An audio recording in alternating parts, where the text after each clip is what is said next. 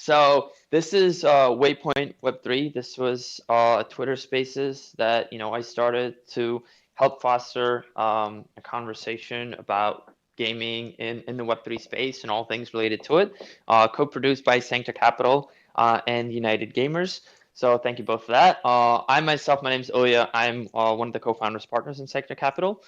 We invest and back or early stage teams in the Web3 space, specifically focused on metaverse and gaming. And so I have to go through some formal disclosures as well. Everything I say is not financial or legal advice. All the opinions are my own. We may mention companies, projects, assets that we either hold positions in, or may hold positions in the future. For full disclosure, we have backed United Gamers.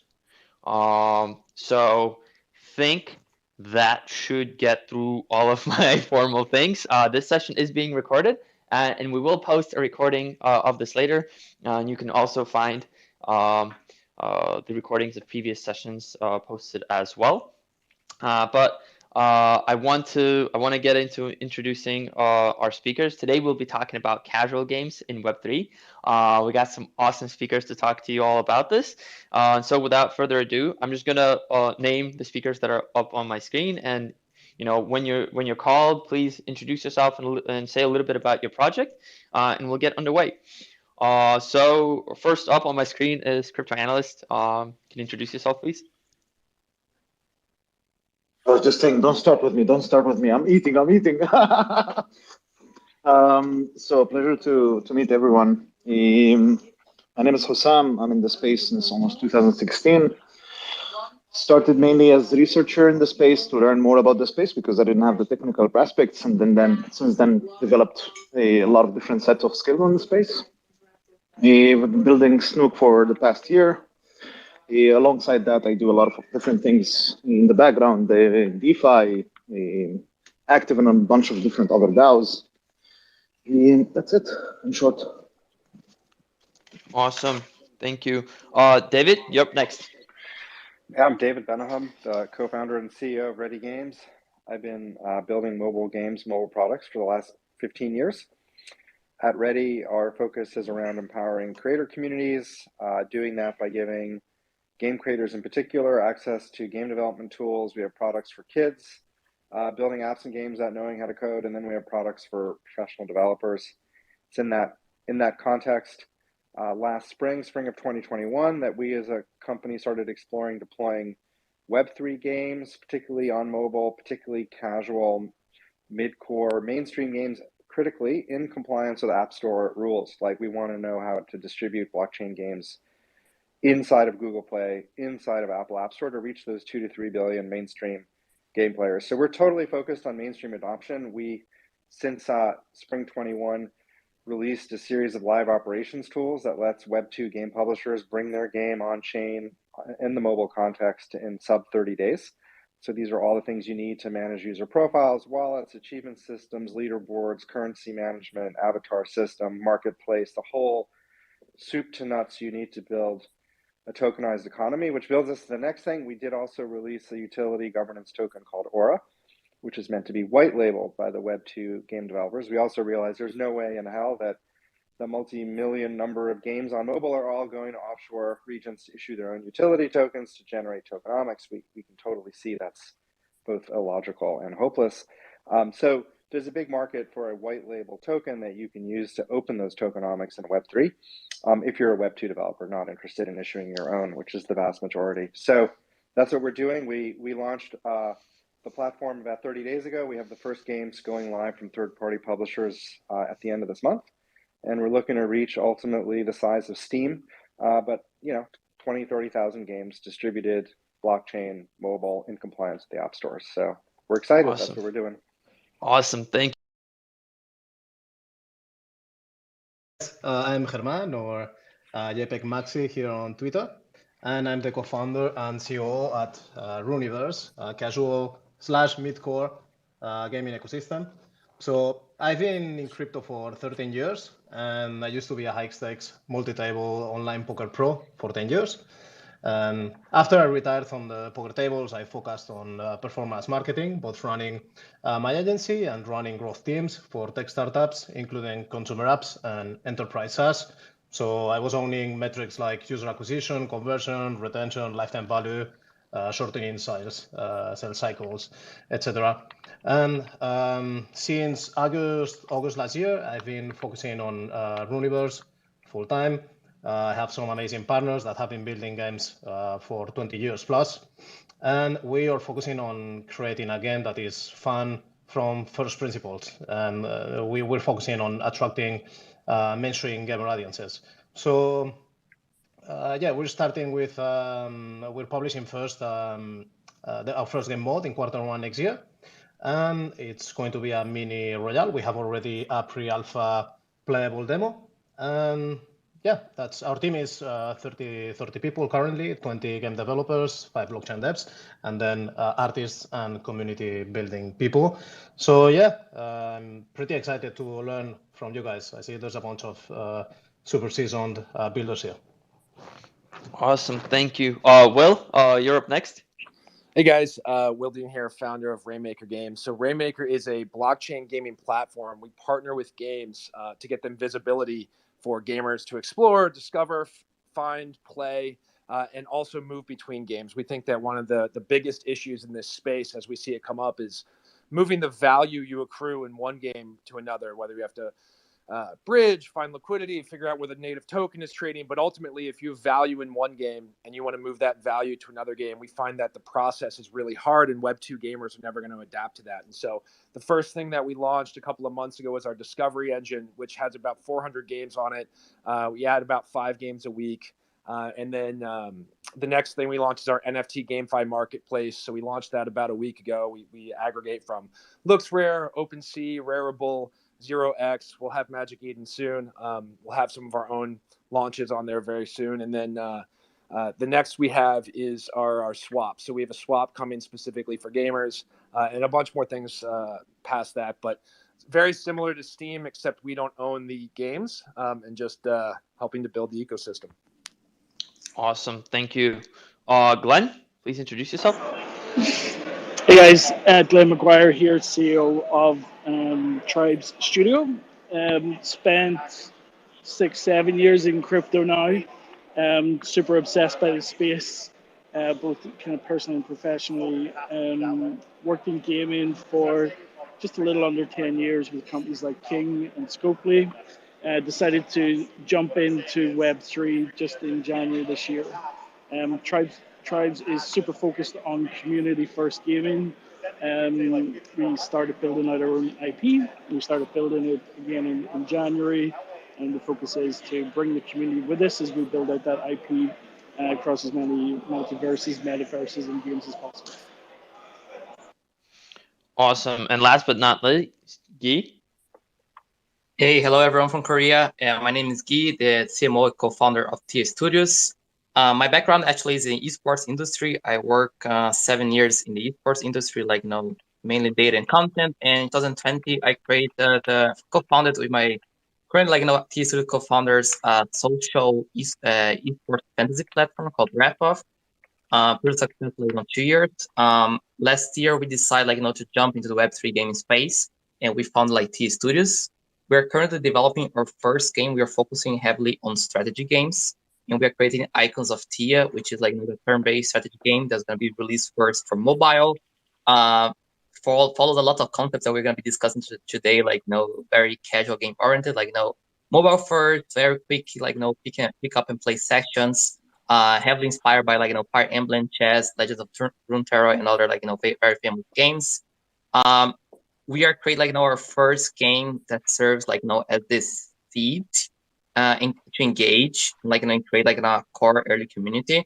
But our ultimate goal is to create a very extensive creator platform in which we're gonna provide the tools, the ecosystem, and the incentives for community and for independent game creators to unleash and reward creativity in their own strategy sandbox. So pretty much our motto is we create the core game experience through Icons of Tia. We provide the tools, we provide the IP.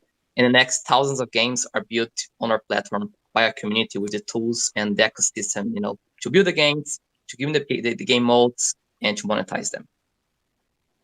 Awesome, thank you. So I want this to be an open discussion, so I'll ask some questions, and then any of the speakers feel free to jump in any order. For those of you in the audience, please hold your questions until about 15 minutes to the top of the hour. At that point, I'll start calling on you, and you can ask wonderful speakers your questions. But to start, the topic is casual games, and that's a very kind of open classification. We've had a lot of kind of internal debates about what that means. And so I want to kind of open that up for discussion. What does casual games mean to you, and what are the kind of the key characteristics of casual games?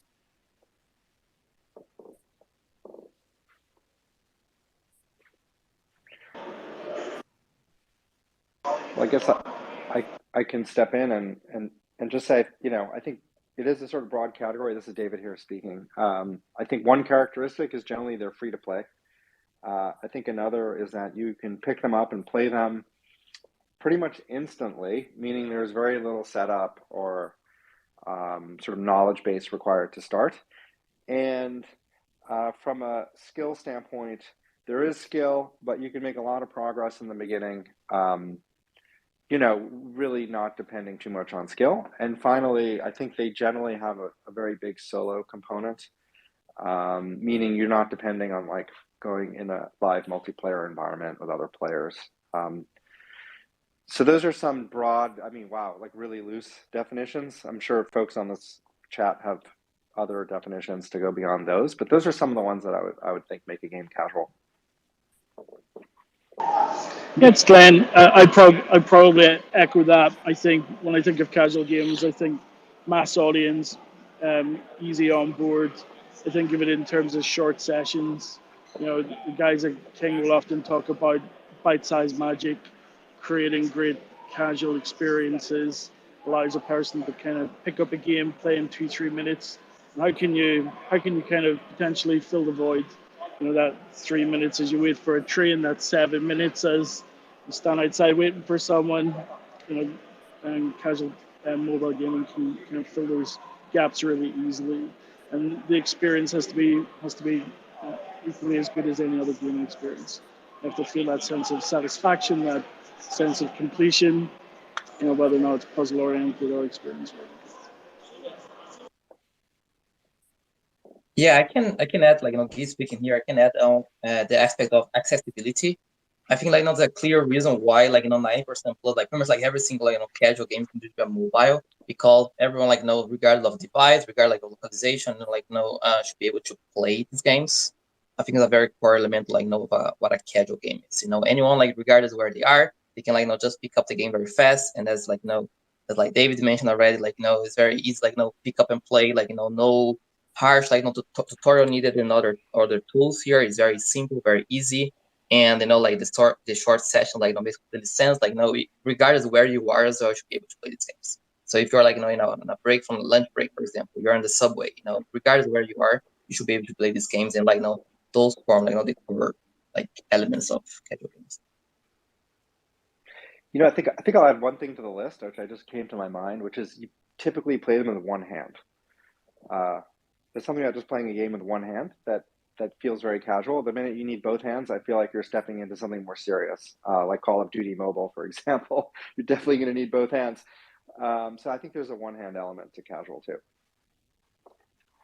Yeah, actually, that's an excellent point, because that is actually what we're discussing in our own company here. We are this discussion between one hand, two hand, vertical grid. And we went exactly to that point. We decided to go for the vertical approach, for enable players to play with one hand. So that's a very big element, very well put. Yeah. There's a fun element to that. So I'm left-handed and tend to have the iPhone Max. So sometimes that's true.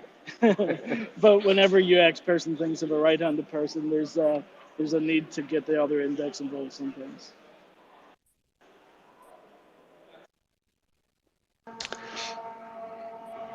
I'm curious to follow up. So there's a whole host of things that got mentioned here. One of the things that kind of is currently debated a lot in the industry is free to play, right? So there was kind of a whole host of kind of play to earn games that came about. A lot of them started out with NFT drops. So if casual games are, by nature free to play, how does, how do Web3 games incorporate that into their game modes and into their game design? Yeah, I mean, I think just in general, the play to earn, I think a lot of us on this call think play to earn is not, we all know it's not sustainable model. So, play and earn maybe, but in general, I mean, I think you go back to ownership, things like owning your NFTs. I think that's where casual games can really come in, but ultimately it's the games that are the funnest that are going to win. So that's our take on it.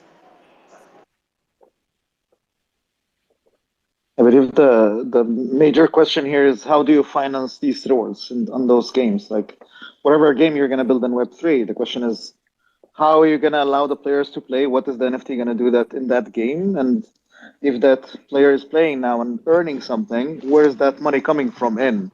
Yeah. Like, is this money that comes from an inflationary model of token, or is there an exchange between the players and the game? I think you're going to see a lot of Web 2 business models taking place in Web 3, right? So like I look at play to earn as like a new acquisition cost, but really the most sustainable form of things, what we're going to see is companies that have monetized in a different way, whether they're selling their data on the back end, whether they have an ad serving model. Web3 gaming, I don't think that we're going to see something dramatically new on an ecosystem where somebody has to buy in and there's payouts. I think that we'll see over time what really shakes up, but most games I think are going to have another business model that's very similar to Web 2 to be sustainable. Yeah, I concur with that completely. At Ready, we deal with Web 2 mobile publishers. That's who we're working with, and I concur completely. Like the business model that we're seeing develop now, just to share with you guys what we're doing a little bit, is you've got an existing Web 2 game. It's free to play. It is casual, mid-core, and about 4 to 6% of the audience might be converting to buy stuff in the Web 2 context. And so the presumption in the Web 3 context is the following: it's that those conversions will continue, but now what you're acquiring potentially is interoperability between other games in the same ecosystem environment, right? So stuff you buy in game A could potentially be usable in game B. Number two, because the things you are buying that are on chain belong to you, there's a smart contract, you theoretically can sell and resell those things downstream. The publisher, by the way, can continue to get paid commissions. That's more like almost a Web 2 thing, right? They can get a fraction of the sale as the beneficial creator of that item. That's really novel because for the first time it means a Web 2 publisher isn't feeling leakage like loss of revenue if there's a gray market reselling game items. They're actually always going to be touching revenue there.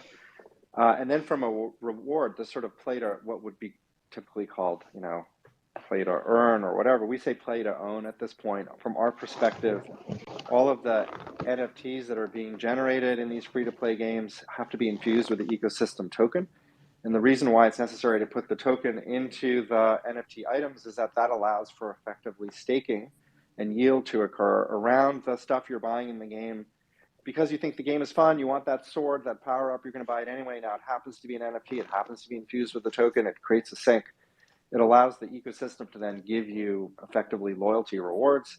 Those rewards are off the books of the publisher. The publisher does not have to finance those retention costs. It makes sense for the ecosystem to do it. And then lastly, the player has a hedge. Because there's a token embedded in the NFT, they can destroy it. If for whatever reason game A starts going sideways, the stuff they bought has no residual value as a game item in game A. It is what it is. Most games actually head that way. That's reality. Now, instead of having a useless digital item that, it's an NFT, but who cares? There's no market for it. You could theoretically melt it down, extract the underlying token.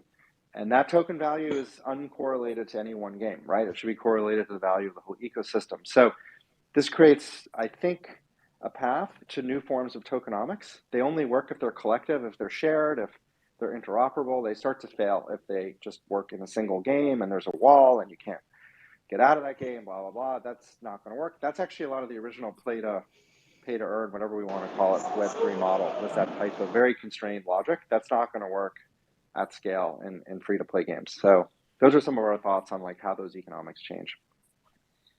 Yeah, fully agree with you guys. I mean, us in our project,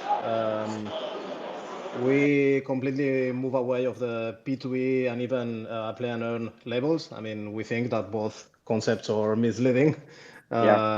We play to play, we play to have fun, right? And it's impossible that everybody plays and earns, right? So we shouldn't use those terms. For me, I'm bullish on the use of the blockchain for a few things, though. So first of all, the one that I like the most is the interoperability with other projects. I mean, I don't think the concept of metaverse is a meme, but I also think that projects use it in a wrong way.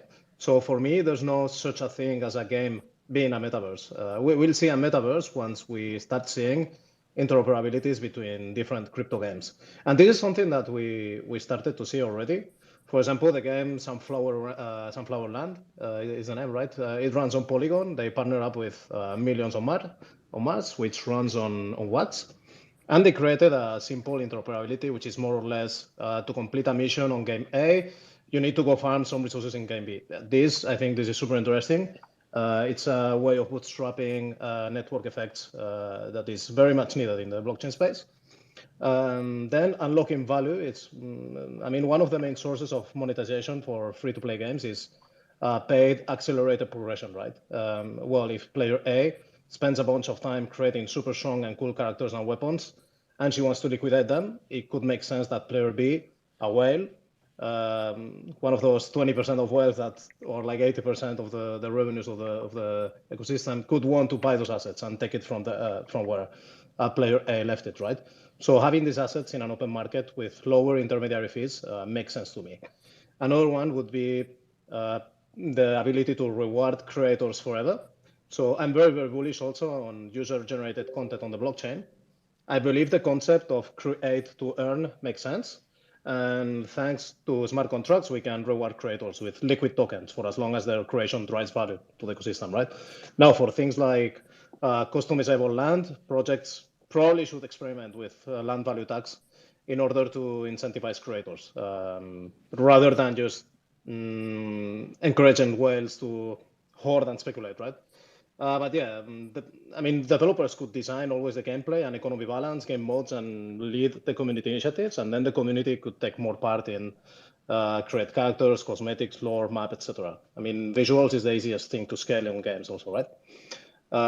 It's also easy to create splits and align incentives between asset owners, players, and creators. Each one of these agents has different interests when entering a game ecosystem. And I think thanks to the blockchain, we can, I mean, there has been attempts already at this. Some of them have worked, some others have not worked. But it's all about to keep testing stuff. But in general, I'm bullish on this as well. And also the possibility of having public track records of the players, what are their achievements of games on chain. So guilds could just browse and find easily some new rock stars for their team. I think these are some of the cool use cases of the blockchain, rather than just earn token and dump it on the market, right? That stops being casual, right? We're asking if you want to do it on chain, as you mentioned, that's far away from being casual game. You're going to require users to always use wallets, and they have to approve and do a lot of different things. So from my experience, right, we're building Snoop for almost a year, and we took simply Slitter.io and we put on it trade economics, and then token economics, and we built massive, research behind it to find a way to actually make a self-sustainable treasuries and, build it in a chain agnostic way. It means we're not relying only on one chain. Users can play from different chains into one game. So it's like been, like a quite long road to go into that. And we actually figured out a way to build a small incentive model that is self-sustained. Means users can actually earn something, but they have to be skilled in that game. Means they cannot just earn because they have to kill someone else inside of the game and then earn the rewards from that player. So there is ways to create these models, but they're not gonna fit in every game, definitely, because those games gonna be more skilled. But if we talk about, free, casual, easy games, then it's really hard to implement, incentive models, because the incentive, once you apply incentive models, it stops being, casual, because it's now you need to understand how you earn, how you lose, and stuff like this. Well, can you create initially casual experience through very, very smooth onboarding to something like a mid-core game, and once the player has reached certain aha moment, then expose them to the crypto side of things. For example, players could just log into a game that is a battle royale, and just with clicking a button, they're playing with somebody else's NFT. We're definitely going to do that on mobile, actually. We already considered that because the game is basically Slither.io. But then when you apply on it token economics, each snake that you get, you have to mint it. And minting it costs you $1.25. And then you get lives and you get one trait. Each time you die, you lose life. If you lose all of the 5 lives, your NFT is burned. So there's economics behind it and how it functions and how you claim the rewards. But the idea as well, putting it free to play. Yeah, sorry, the whole day. Oh, wow, okay. I have a bunch of threads now.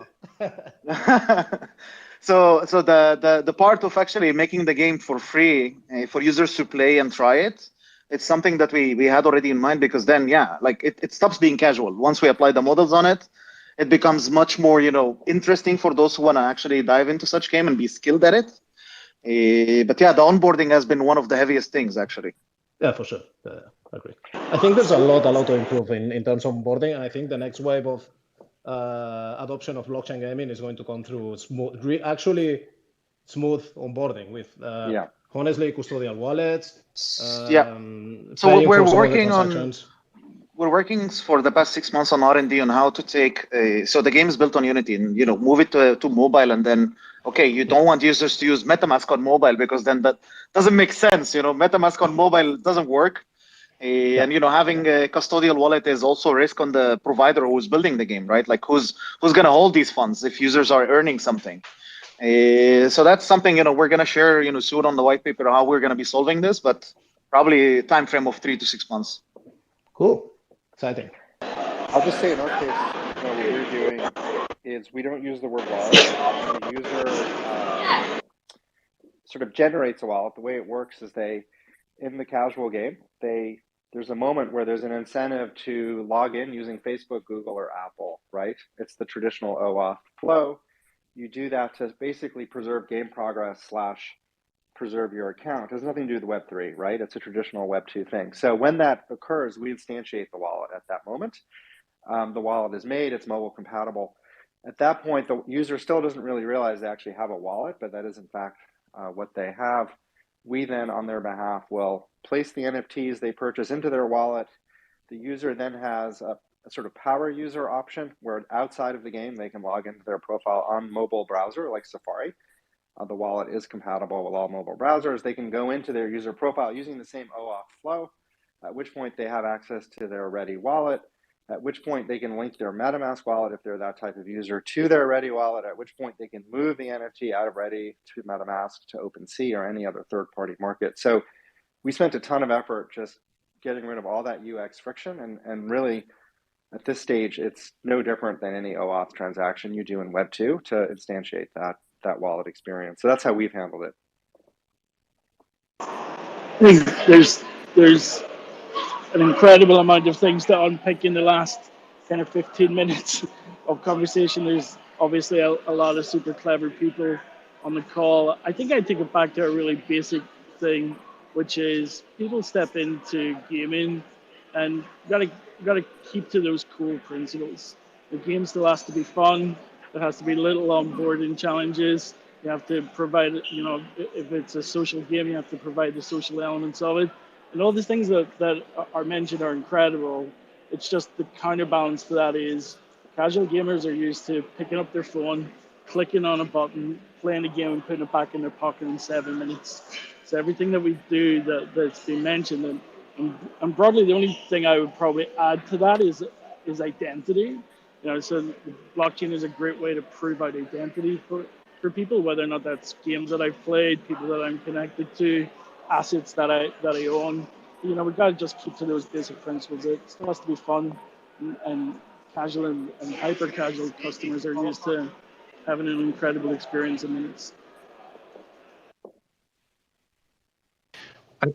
I can reiterate here, before wrapping up the topic here, because very fascinating, the conversation indeed. To concur here, I think everything discussed is incredible. I would say, however, most casual gamers wouldn't care much about it. I would say that they prefer, as you mentioned right now, a very simple interface, just plugging in and play the game, just enjoy the game, have fun. I think like one way like that Web3 games like are gonna end up like work in a way that, let's say, Web3 implementation, especially for casual games, will be optional. In the sense that like the game looks like any standard Web2 with like any standard mobile game that you download from the App Store. You create like it's free to play. You have like a free set of characters or whatever like in the start of the game. You start progression, start playing the game, start having fun, and then to that point you can like unlock or just acquire like your first NFT, and then like through that you can go through like NFT creation, like wallet creation, onboarding process. I think like just like throwing like kind of everything like that we have been discussing here like to casual gamers is simply too overwhelming. You need to like taking like step by step here. We are talking about like a market that like these are like billions big, like ranging from all sort of demographics, age, countries, etc. I think need to be like some consensus here that the tools that we want to bring to like to gamers and in the Web3 space like need to, let's say, be gradually implemented, in my opinion. Otherwise, yeah, it's just like not relevant for literally billions of people. I think there's a way that the approach here is how to bring like slowly and gradually, like pretty much like everything like blockchain Web3 in general can offer to this like massive group of players. I agree. I think the experience has to be at least as good. I have to solve big problems, and/or I have to bring exceptional benefits. And if I can do those things, Web2 audiences will come through casual gaming. Yeah, I think in our case, we explicitly look for existing Web2 game studios with existing Web2 games. They've been out for 1+ years. They should have at least 10,000 current Web2 daily active users, and there should be like a Web3 opportunity that's like a 15 to 20% shift in the existing game. So it's like all these restrictions really help, right? Because you're now dealing with an actual game. It's proven itself already. The first game we're going to go live with is from GameStorm Studios. It's a studio with about 300 people. They have a police, sort of a game where you breed police dogs and they chase down criminals. That game has been out for over 2 years. It already has 150,000 daily active users. So to bring that game into a Web3 loop is a different order of challenge than like starting fresh, right? The game's already proven. It's been out for 2 years. The DAOs are pretty high already. We're working with guilds separately to bring the more Web3 type players in.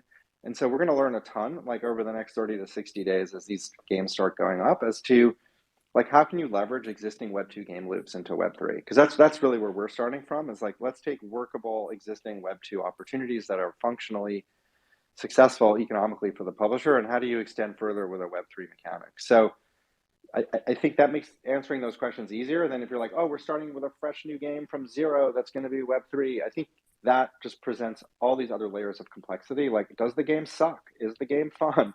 If you're using an existing Web2 game that actually has done reasonably well, the suck and fun part like has been answered. So now you're just left with the second set of questions, which is, well, how does Web3 add value to this equation that we know already is working?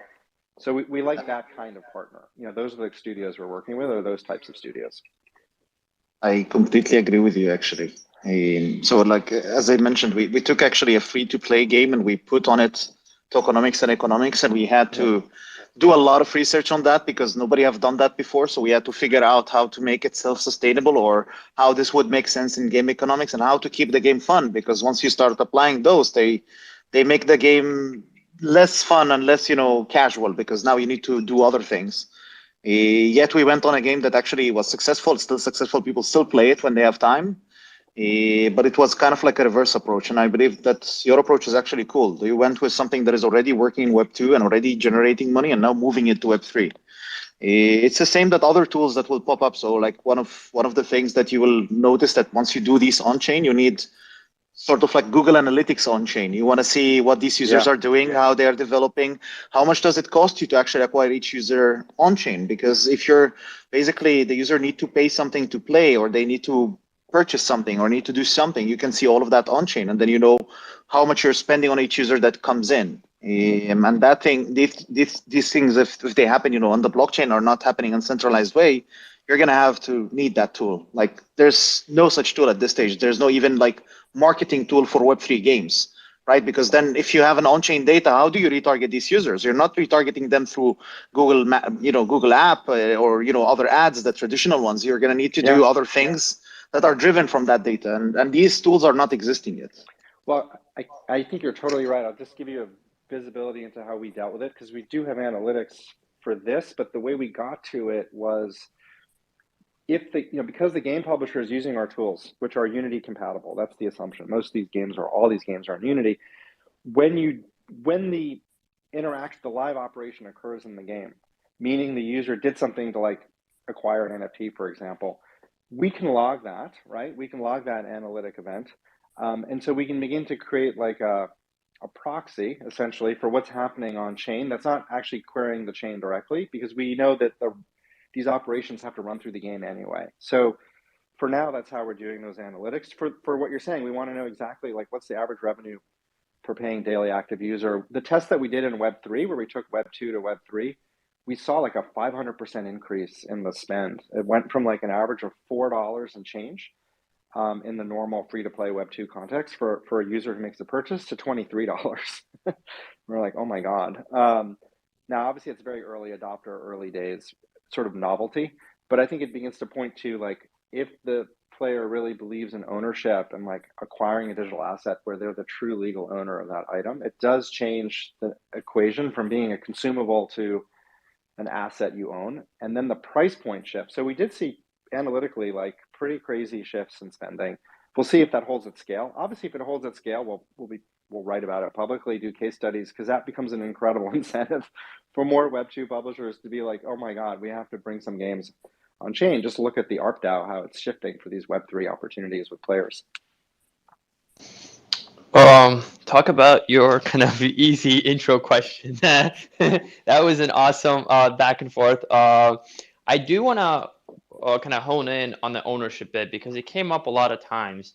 And, I wonder how you look at kind of attachment to those assets, right? It's one thing when you're playing an MMORPG and you're kind of building your character and you have attachment to it, and you kind of that becomes kind of a version of you in the world. For casual games, a lot of the things that were mentioned, easy entry, short game sessions, easy and fun. How do you see attachment building where the players, gamers care about the assets that they're acquiring? It's going to be depending on the game, of course. So, for example, in our case, you get a character which is a snake and has one trait, and for you to mutate and get more traits, you have to play. You have 5 lives. So if you lose the 5 lives, you've lost a progression. Like your snook is going to be burned, or you decide to bring it back to life. So if you look at it, you grind in the game, and then you get to a certain level where your character now evolved into something special, which we call it special skin. And then you maybe have left 1 life, and then that special skin, you need to use it in another game mode to basically progress in the game. And then you're going to be scared to use it because you grinded on it for X period of time. So this is different attachment for character, but I believe in other games there's going to be different life cycles of a character and the gamer, right? I guess I also say it a slightly different way. All casual games have characters. All casual games have things that I may be intrinsically connected to, but I still have a time investment. I still have a financial investment. And if a game is really great, I have a personal investment, and maybe a social investment that they want to. So those investments are still there.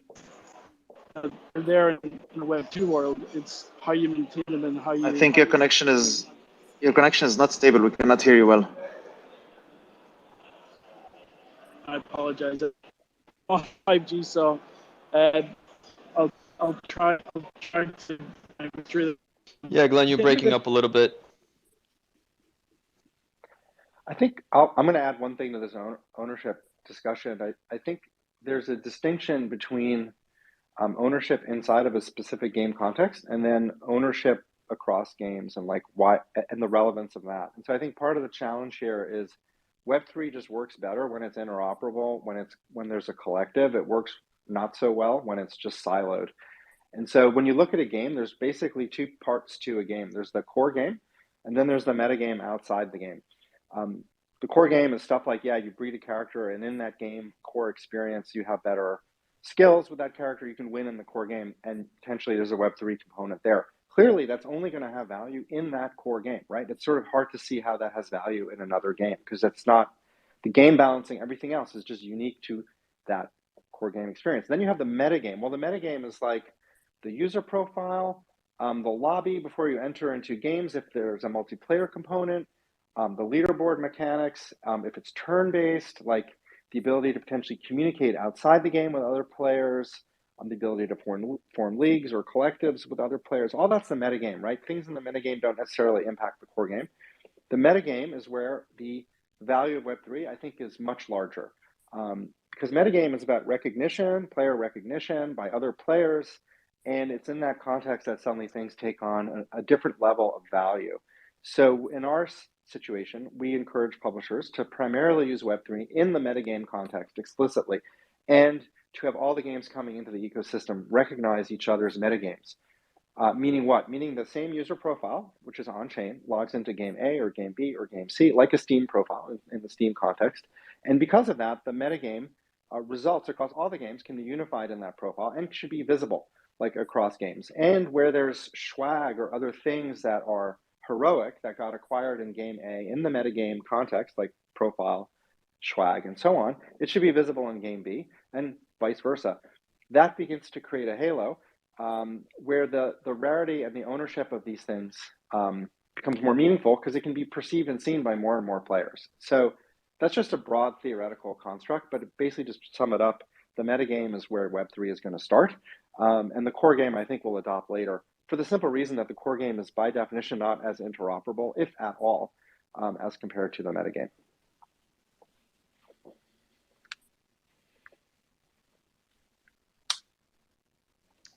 I'll jump in here to follow up with a question. So interoperability was the other big theme that kind of like flowed through a lot of the back and forth here. And it feels like, David, you're saying that, for hyper casual games, interoperability almost comes easier and more naturally, and then kind of flows into more hardcore games. How do you see this concept evolving, and what is currently there and what's currently missing in terms of tools for that to be possible? Does it always have to be based on a platform, or is it, because we see loot concepts, we see kind of different other approaches around games that are not necessarily tied to a single distribution platform, but what do you see as the path forward for interoperability? I mean, I think the good news is that on the game engine side, like we already have like some sort of interoperability, and that, like, take Unity, for example, on mobile. I think like 65% or more of the games on mobile are in fact built in Unity. Well, it's why a lot of us on this call have already indicated we're focusing on Unity right now in terms of what we're building in. And so from an interoperability standpoint, that's actually interesting. Because if by definition all these game devs are using Unity, then there's a way to create asset libraries, translation tools, and other like very important computational objects that are going to be required for interoperability, whether it's like scaling an object or just computationally translating how it goes from game A to game B. Of course, all this at the discretion of the game developer, right? I mean, you can't force these things to happen. The game developers have to agree to some of this because it lifts all boats, right? You just have to assume that you're creating a game economy by allowing interoperability, and in turn that creates more value for your game objects as a publisher. So it's a win-win. But practically speaking, I think a lot of this relates to, are you using, it's going to reinforce certain common game engines, like Unity, for example. Because if you're not using one of those things and you're in your own bespoke kind of whatever C++ kind of environment that you're doing, or who knows what, you're just going to be having a hard time to be interoperable. You just, at some point, people are going to have to accept, like, yeah, if we don't generally code using similar engines, interoperability is possible, but way harder. So I think that's all to be figured out, but practically speaking, I think that's kind of where it begins. And third parties can create those translation tools, I'll just point out, which is kind of interesting. Everybody will have incentives to create sort of the libraries to explain how you translate this skin from my game to like any game. Like here are the points, the XYZ coordinates. Like here's essentially the mapping. People are going to have to start putting on GitHub like those little lexicons so that it's easy to interoperate. I mean, easy. I put that in air quotes. It's still kind of hard. This shit's going to be hard, and I shouldn't curse on this live stream. But it's going to be hard. This stuff is hard. It's definitely not easy to do computationally. We're doing it actually in reverse way. So because it is hard, as you mentioned. So in our case, we actually took the game mode, the core game mode, which is basically entering a shrinking map up to 10 minutes, and last man standing wins, or the one who has the most kills in X rounds is the winner. And then we opened the game mode where we actually can integrate NFT collections. So we integrated Lobster DAO, for example. And anybody who holds Lobster DAO on Ethereum can actually access the game, create a room, and play with other Lobster DAO holders. So you can actually also bid on that. So as a player, you say, okay, whoever want to play on this room have to put 5 Matic. And then whoever want to play can enter put 5 Matic. Or as a creator of the room, you can say, here is a room with 100 Matic. Whoever joins and wins most of the matches can earn. In this game of environment, you get a garden area where all the characters inside of the game are designed as lobsters. The map is lobster, the death mode, all of it basically designed with a partner. It was much easier to do that design because it took us 2 weeks or 3 weeks to design these characters. And the implementation is, as you mentioned, if you have it in Unity, it's probably like 2 hours and it's already live. So we have deployed already 2. Right now we're supporting Cats and we're supporting Lobster. We're going to support new partner soon, but there's a lot of partners that we're onboarding.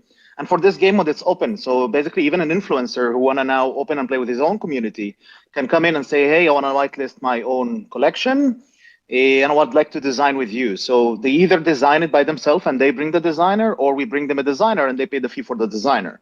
We actually prefer that the partner who want to or get onboarded to design the assets, and we tell them, okay, this is how the assets should be designed. We guide them through, design it together, and then once we're all agreed on it, we move to the next step and enable that NFT collection to be playable in that game mode. I think this approach is quite unique right now because it's easy, but doing the other way around is something that I discussed with my co-founders because they're doing the product. They were like, go away. We cannot even, we don't have time to start documenting that. It's like too much. Yeah, I think you're bringing up a really cool point. I think what you're pointing to is how game creator communities have these really different incentives with Web3 to actually work collectively and build sort of mini games and game experiences, which I think in Web2 are much, much harder to monetize. You need these super integrated things like Roblox to even approach that. I think what you're creating. Yeah, but actually, in that case, actually, so each room you create, there is a server fee. So that server is open for 1 hour. You pay $2.50 to create it because we need to pay for the servers. But then you have also the fee on the room. So if each one put $5, there is a pot of 10 people. 5 multiplied 10, that is basically 50. From those 50, we take 4% fee for the foundation, and then there is a fee for that collection. So the partner can also say, I want to take another 2 fees or 4% fee, royalty, and that goes to their multi-sig. So the community is playing together, but also the DAO is taking some fees to their own treasury. So it also opens another revenue stream for that collection. They also have a game because what we noticed, a lot of communities that basically issued NFTs, they're building the product and they're playing puzzle games or they're playing poker nights. I'm like, maybe we should actually allow them to play the game, to play Snook, with their own environment. Mm-hmm. So we did the research on it. I was like, okay, there is actually a way to do it, and we went on it. It's been 3 or 4 months. We launched it last week, but we haven't yet marketed it. We're still improving the functionalities, adding more, but it's already there. People can actually play it. I'm gonna jump in here and open it up for audience questions. Just so everybody in the audience, if you have a question for any one of our speakers, please raise your hand. I'll call you up. You can introduce yourself and ask your question. Try to be short, but yeah, if anybody's there, use your raise your hand functionality. But yeah, I want to bring it back to our speakers. Yeah, if anybody has any additional thoughts on interoperability for casual games, I'm just going to toss in. I'm going to toss in one other little thought about interoperability and it kind of relates to what we're just talking about. There's this question of fairness. As people create their own little game environments and so forth, especially if there's entry fees, fairness becomes insanely important, right? Because how do you know the game is fair? Could it be imbalanced in some way where the sponsor of the game is kind of taking money off the table unfairly? And there's always this pitfall, right? And the whole company has been built around this question, like Skills, which is a big Web2 company, kind of deals with cash gaming, like fairness. That's actually what they promise, is ensuring fairness by using Skills. And I think that Web3 is very well kind of placed to handle some of those questions because the reputational capital around those blockchain identities can be logged and DAOs and so on. And if they're creating games that are basically unfair and scammy, I think that reputation can be attached to their identity, and there's a control mechanism there, which is kind of interesting that the blockchain offers. Just something to bring up as a thought. Like, I think fairness is a pretty important criteria too to think about. Absolutely. Yeah.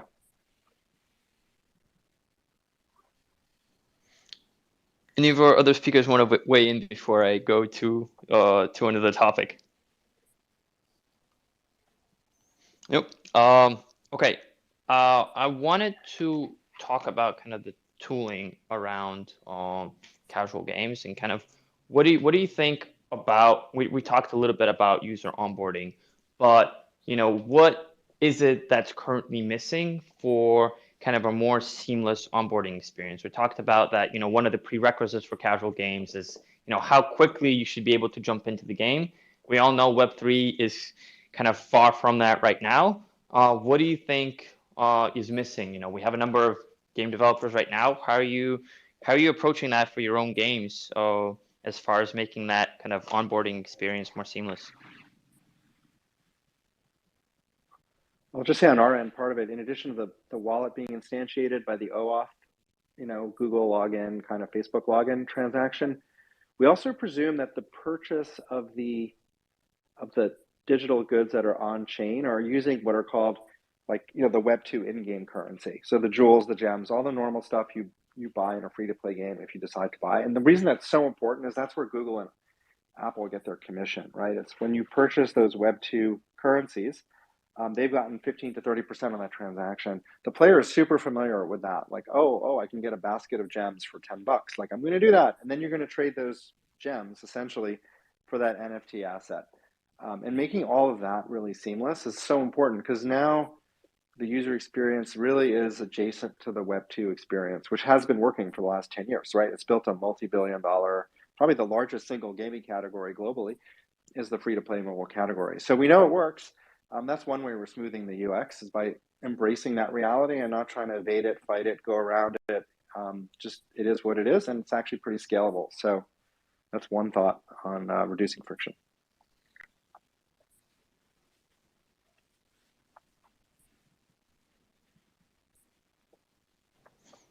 Yeah, I can add a little bit on here. I think what is missing right now, is strictly that a Web3 game onboarding experience, as what it should be. You're onboarding users to a game. So focus should be kind of introducing to the game, to what you're gonna be doing, how you're gonna be playing, tutorial, simple tools, how to play the game, that works for all types of game, regardless of they're casuals, hyper casuals or not. I think the first priority here, and we have been talking here during the whole the whole space, that first focus here should be fun and enjoying the game before anything else. And I think we're doing the point that definitely focus on game first, tutorial the game first, and then bring everything else, other I would say connections, wallets, and everything else Web3 space. We actually had a question from I think Brazil Girl 07. If you still have a question, please raise your hand. Otherwise, yeah, speakers, please continue. Sorry, I just wanted to. We had a brave soul who wanted to ask a question, so I wanted to take a pause for that.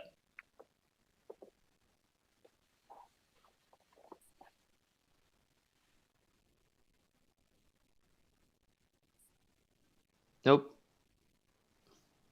Doesn't look like the question's there anymore. Yeah, anybody else, JPEG, Maxi, Glenn, anybody want to add anything on the interoperability, on the tooling for onboarding? Will, maybe?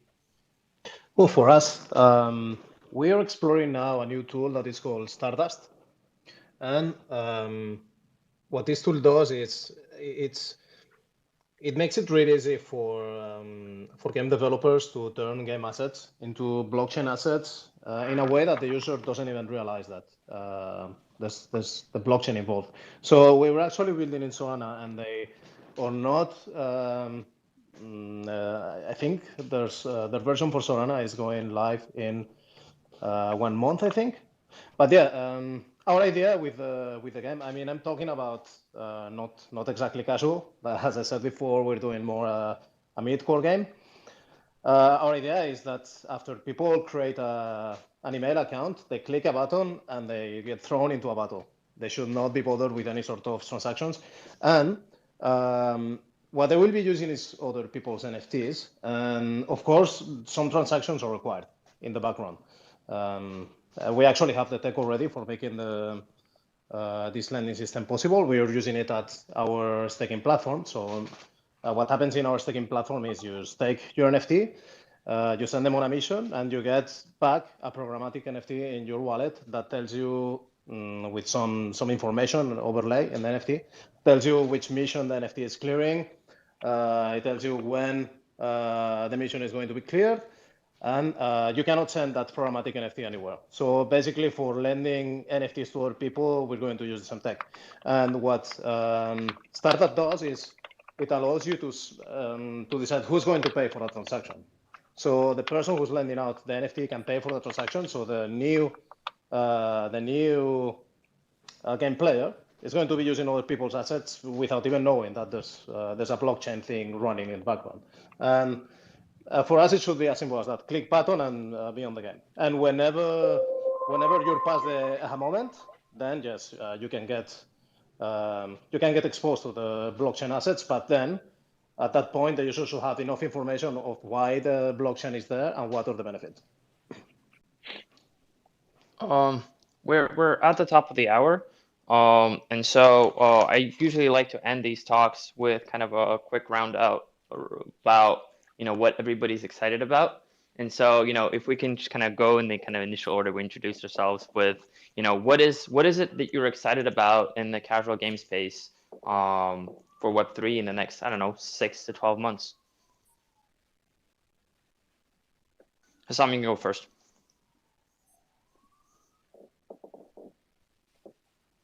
Can you repeat the question, please? Yeah. Just what are you excited about for the next 6 months for casual games in Web3?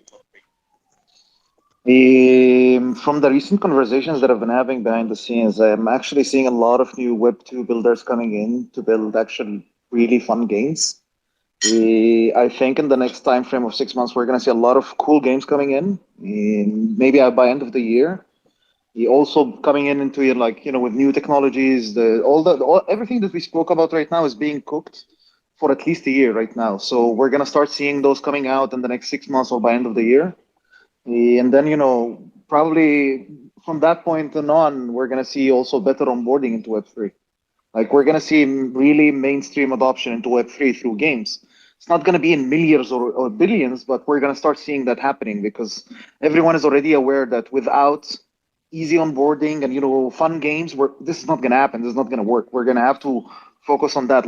I always said, even from 2017, 18, I said nobody's going to play a game that is going to take more than 2 clicks to get into a game, because why would I play it if there's already a game that I can play and it's already fun? Just because I can earn, but it's not fun. So people are actually looking for the fun part. Yeah, I totally agree with that. I'm super excited to see more and more games launch with fun first and user experience in mind first. Actually, I quite like Snook because it's so easy to just get started. So I'm excited to see more of that.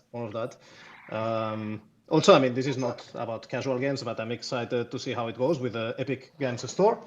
With Grid being the first game, would love to see more and more blockchain games in there, although we would have to see what is the framework for adding crypto in the Epic Games Store. And yeah, I'm just excited about more cross-project interoperabilities that we can see in the future, which again, for me, it's one of the most exciting use cases for the blockchain.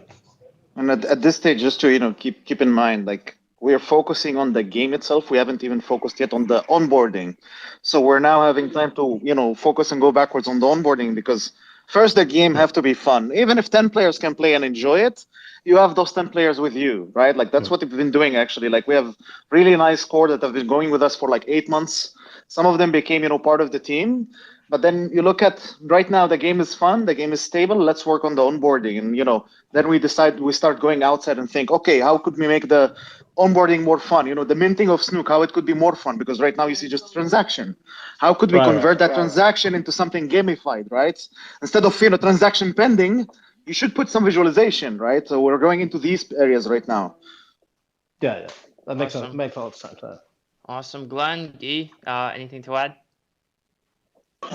At the risk of a terrible connection, I'll be fastly saying scale. I'd love to see something work at scale in the next 6 months. I'd be excited to see that. We think community creation. I'm super excited about that. I think there'll be a project in the next 6 to 12 months that'll really show us how this gets done. Yeah, I'll just add, it's David here. Excited that our first Web2 studios are going live at the end of this month. So we have a police dog chase game. Then we have a cat simulation game behind that, and then a deer hunting game behind that by a different studio. So we'll have 3 games live from 2 different studios by mid-July, if not sooner. And then we have about another 9 studios in the backlog that we're starting to clear. So I'm looking forward to, by the end of the year, having several dozen games operating on mobile in compliance with the App Store as interoperable from third-party studios. And then from there, learning to see how we can scale this further. Yeah, wrapping up, personally, I think with the creation of more fun, fun first games, with traditional Web2 studios entering the space, I think it's gonna be all about bringing Web3 games to the masses. I think it's very super niche everything, and especially between traditional gamers hardcore gamers, casual gamers, there's still a lot of resistance against Web3 games. A similar path that happened 15 years ago with the first mobile games, free-to-play games. Massive resistance back then, from any gamer, very skeptical that was the path forward. I think with actual fun games being released, we're gonna see this resistance diminishing immensely, and that's I think probably the thing that excites me most. When actual gamers hardcore casual, hyper casual start to the value of kind of web implementation in games, and then super looking forward to that. From items PS side, obviously once you get the game out, get the first true fun, great strategy experiences alongside our creative tools that enable original creators creating their own game experiences, monetizing them. Definitely also super looking forward to that. Awesome. Thank you, everybody. That takes us through our talk. There's a lot that was here that kind of merits maybe its own conversation. So maybe we'll run it back sometime later. But thank you all the speakers for joining us and sharing your thoughts. Thank you all of the guests for joining us and listening and making this a more community experience. We will be posting this talk later on as a recording. But thank you for joining. Thank you for spreading the word about Waypoint Web3. We want this to be a growing community and a growing experience. Next week, we'll be back here talking about esports and Web3. So don't miss that. Join in. And once again, everybody, thank you for making this a great talk. Thank you for inviting us in. Thanks, everyone. Thank you, guys. Thanks for inviting. Thank you.